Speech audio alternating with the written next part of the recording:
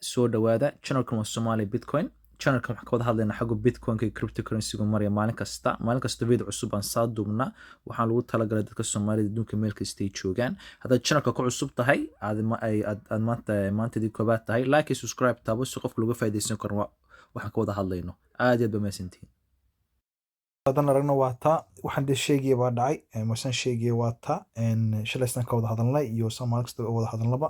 waxaan sheegay Bitcoin price drops to 21k hadda possible fed marka waxaan sheegay fraga fedka ee maamul dhinaca bangiga interest rate ka kiciya dawaata waxa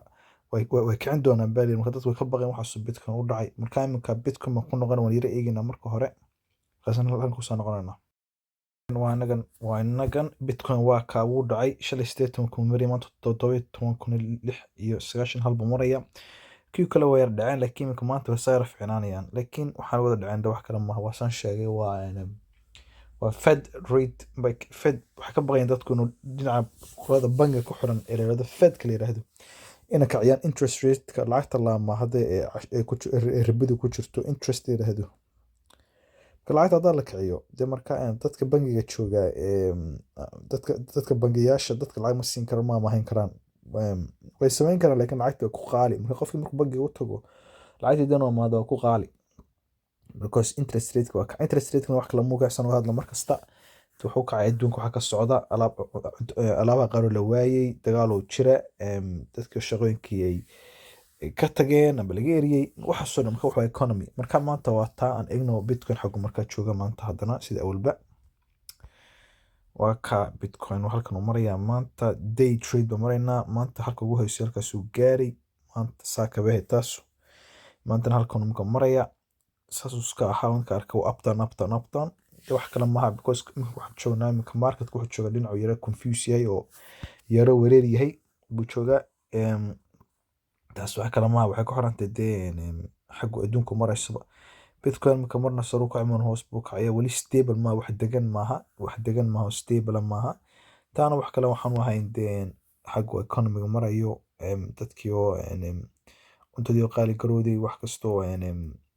dad qaar oo adag tahay maaragtay meel kasta ay joogaan marka adduunka meel buu yar maraya waxa taa ugu hargeysan namka China xagga maraysa dagaalka socda adduunka ee Ruushka iyo Ukraine ka dhaxeeya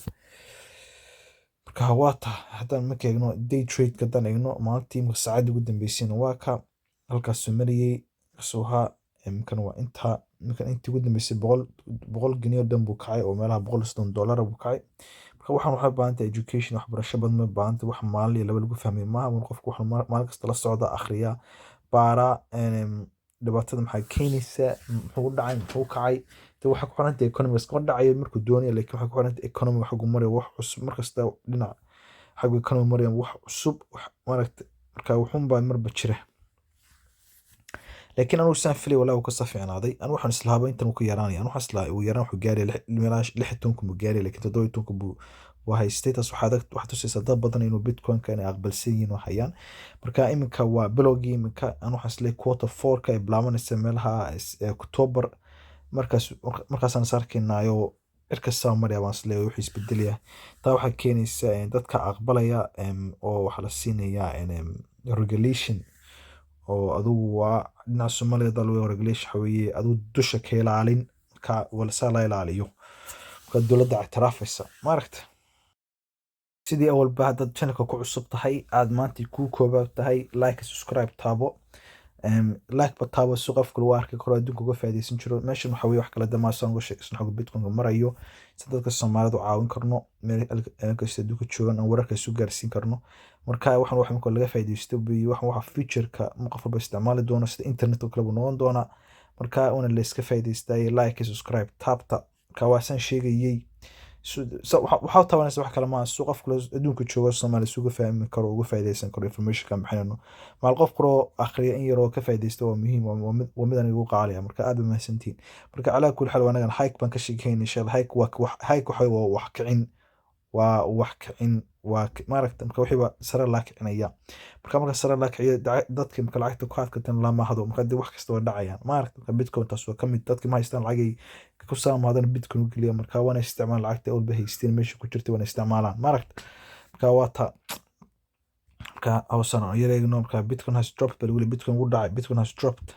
around 21k dollar 20,000 hal dollar meelaha waa 18,000 oo gini meelahaas dhow